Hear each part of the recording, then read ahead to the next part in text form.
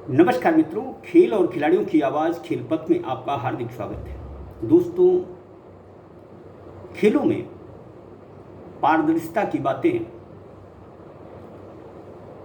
सिर्फ कागजों तक सीमित हैं। कुछ माह पहले उम्मीद बंधी थी कि उत्तर प्रदेश में खेलों में बहुत कुछ सुधार होगा, निष्पक्ष चयन प्रक्रिया, पारदर्शिता, उम्र धोखाधड़ी पर रोक तथा प्रदेश के प्रशिक्षकों को इंसाफ मिलेगा। लेकिन मैं गलत साबित हुआ। जब खेलों में इस तरह के भ्रष्टाचार, धनबल, बाहुबल और शिप्पेबाजी पर एक जवाबदेह खेल अधिकारी से बात की तो उसने जो जवाब दिया उसे सुनकर दुख हुआ। नाम न उजागर करने की शर्त पर उस अधिकारी ने और भी बहुत सी बातें बताई। उसकी बातों में कितना सच है, कितना नहीं, यह तो वही खेल अधिकारी जाने। लेकिन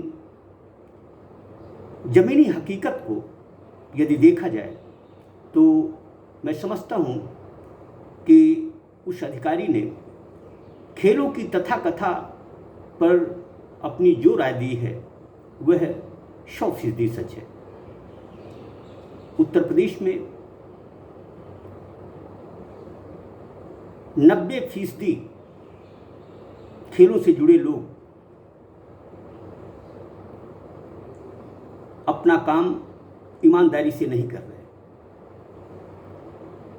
सब एक दूसरे पर लांछन लगाते हैं, उसकी खामियां गिनाते हैं, जबकि स्वयं का विवेचन करने वाला कोई नहीं है। हाल ही उत्तर प्रदेश के तीनों स्पोर्ट्स कॉलेजों की चयन प्रक्रिया पूरी हो चुकी है। हॉकी की चयन प्रक्रिया दोबारा की गई क्योंकि गुरु गोविंद सिंह स्पोर्ट्स कॉलेज लखनऊ की प्रधानाचार्य को संदेह था कि हॉकी में पारदर्शितापूर्ण चयन प्रणाली नहीं अपनाई गई। एक कमरे में बैठकर प्रतिभाओं का चयन कर लिया गया। उनकी बात सच है, लेकिन सवाल ये उठता है कि क्या हॉकी के अलावा दूसरे खेलों में जो चयन प्रक्रिया अपनाई गई, जिस तरह पक्षपातपूर्ण व्यवहार प्रतिभाशाली बच्चों के साथ किया गया, क्या वह सब जायज़ था? आज के समय में उम्र से धोखाधड़ी खेलों में नासूर बन चुकी है। जो प्रतिभाएं उम्र फरेब से परहेज करते हुए मैदानों में पहुंचती हैं, उन्हें निराशा हाथ लगती है। दोस्तों, देखा जाए तो अधिकांश खेलों में हमारे देश में, प्रदेश में जो भी खेल प्रतिभाएं निकल कर आ रही हैं वह सब गरीब मध्यम वर्ग परिवारों से हैं। लेकिन गरीब का कोई नहीं है। गरीब के घर कितना ही प्रतिभाशाली बच्चा क्यों न जन्म ले, उसकी कद्र करने वाला कोई खेल अधिकारी नहीं है।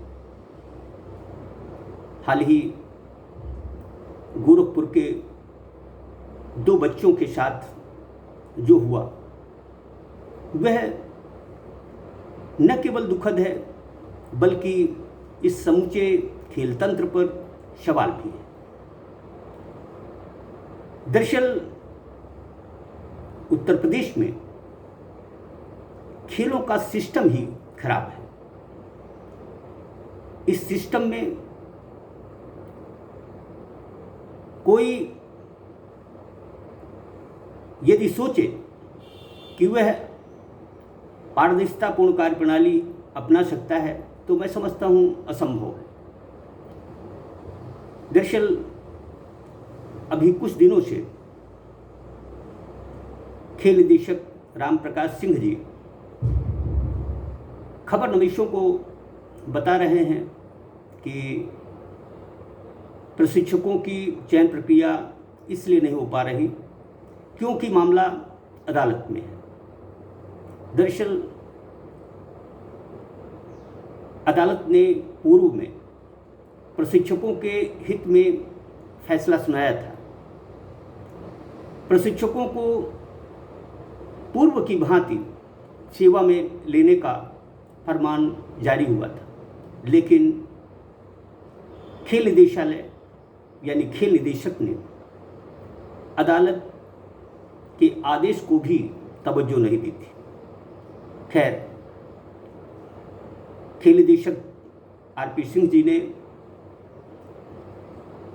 यह भरोसा मीडिया को दिया है कि जुलाई के बाद प्रशिक्षकों की चयन प्रक्रिया शुरू हो जाएगी। पिछले लगभग 2.5 साल से प्रशिक्षकों की भावनाओं से खिलवाड़ हो रहा है। वह घर बैठे हैं, तंगहाली के दौर से गुजर रहे हैं, लेकिन यह प्रशिक्षक एक बार फिर झांसे में आकर यह उम्मीद लगाए बैठे हैं कि खेल निदेशक जो कुछ कह रहे हैं वो सच है। खैर, यह अपनी अपनी सोच का सवाल है। किसी की बातों को हम नहीं, वही समझ सकता है। जो भी हो, हाल ही में आवासीय खेल छात्रावासों, स्पोर्ट्स कॉलेजों की जो चयन प्रक्रिया हुई उसमें 90% जुगाड़ू और उम्र फरेबी शामिल हो चुके हैं। लिस्ट निकल चुकी है। हम आपको बता दें कि हाल ही बैडमिंटन एसोसिएशन ने उम्र फरेब को रोकने के लिए एक समिति बनाई है, लेकिन भारतीय बैडमिंटन एसोसिएशन के महासचिव संजय मिश्रा का कहना है कि इस मामले को तब तक नहीं सुलझाया जा सकता जब तक कि हम सब ईमानदार न हों। बात मिश्रा जी की बिल्कुल सही है। दरअसल हम खेल अधिकारियों, चयन समिति से जुड़े लोगों को नसीहत देते दिखते हैं, लेकिन स्वयं का विवेचन नहीं करते। उम्र फरेब की जहाँ तक बात है, यह हमारे देश के खेलों की सबसे बड़ी बीमारी है। यह बीमारी अभिभावकों, खेल संघ पदाधिकारियों, प्रशिक्षकों से जुड़ी हुई है। ये सबके सब बेईमान, भ्रष्ट है। यही वजह है कि भारतीय खेल की टीमें, किसी भी खेल की हों, आप देखें कि जूनियर स्तर पर बहुत अच्छा प्रदर्शन करती हैं, लेकिन सीनियर में जाते ही उन्हें उनकी औकात का पता चल जाता है। संजय मिश्रा जी ने बताया कि देश के अंदर अभी तक कोई ऐसी वैज्ञानिक प्रणाली नहीं है जो कि उम्र की धोखाधड़ी को पूरी तरह से साबित कर सके। बिल्कुल सही कह रहे हैं मिश्रा जी कि कोई सिस्टम इस तरह का है ही नहीं जो कि उम्र की धोखाधड़ी को रोक सके। जब उम्र की धोखाधड़ी को रोका नहीं जा सकता तो सवाल ये उठता है कि क्या जिस तरह का जंगल राज खेलों में चल रहा है ये चलता रहेगा। दरअसल जो चयन प्रणाली अभी उत्तर प्रदेश में संपन्न हुई उसके शीर्ष पदाधिकारी भी ये मानते हैं कि उम्र फरेब के बहुत सारे मामले आए हैं जिन पर संदेह हुआ, जिन्हें लगा कि ये दाढ़ी मूंछ बनाकर आए हैं उन्हें तो हटा दिया गया, लेकिन उन पर कोई कार्रवाई नहीं की गई। दरअसल जब तक हमारे देश में पारदर्शिता की बातें सिर्फ होती रहेंगी, उन पर अमल नहीं होगा, अधिकारी ईमानदार नहीं होंगे, अधिकारी अपनी कुर्सी से लगाव रखेंगे, कोई कठोर निर्णय लेने में हिचकेंगे, तब तक खेलों का भला नहीं हो सकता। और इसी तरह धन का अपव्यय होता रहेगा, चयन प्रक्रिया होती रहेगी, सरकार का पैसा जाया होता रहेगा, लेकिन प्रतिभाओं की जगह वह लोग चयनित होकर आएंगे जिनके बाप दादा जुगाड़ू हैं या फिर पैसे वाले हैं। गरीब के बच्चे कभी भी उत्तर प्रदेश के स्पोर्ट्स कॉलेजों और आवासीय खेल छात्रावासों में प्रवेश नहीं पाएंगे। अब देखना यह है कि ऊंट किस करवट बैठता है। कुछ सुधार की उम्मीद थी, लेकिन जिस तरह जवाबदेह लोग पारदर्शिता से वास्ता रखने में घबरा रहे हैं, उससे तो उम्मीद नहीं बनती कि उत्तर प्रदेश में कुछ अच्छा होगा। जो भी हो, समय का इंतजार करिए, शायद कोई ऐसा शक्तिमान पैदा हो जो खेलों से गंदगी दूर कर सके। जय हिंद, जय भारत।